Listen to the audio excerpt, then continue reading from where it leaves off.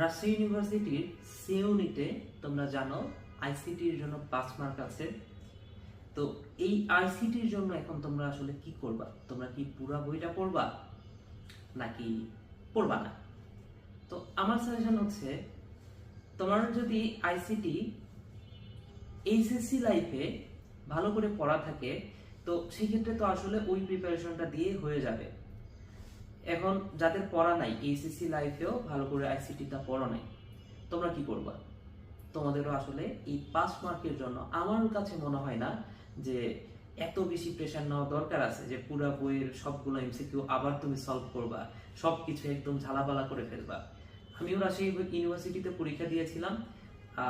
আমি এই আইসিটির পেছনে আসলে কোনো মাথাই ঘামাই নাই, কখনো পড়িও নাই, ঠিক আছে। কিন্তু আমি কিন্তু আইসিটির 5টা মার্কই কমন পেয়েছিলাম। কিভাবে পেয়েছিলাম? কারণ আমার ধারণা ছিল। আর কোশ্চিন তো এমন হয় না যে খুবই কঠিন করে, কোশ্চিন অনেক ইজি হয়। তো আমার মন যেটা বলে, তোমার যদি প্রিপারেশন আগে থেকে না নেওয়া থাকে, এখনো তোমার এই 10 দিনের জন্য প্রিপারেশনটা নেওয়ার দরকার নাই আইসিটির জন্য আলাদাভাবে। তুমি যে কাজটা করতে পারো, বিগত বছরের কোশ্চিনটা পড়তে পারো, বিগত বছরের কোশ্চিনের ব্যাখ্যাটা করতে পারো, তাইলেই এনাফ। ওকে, ঠিক আছে ভাইয়া, সবাই ভালো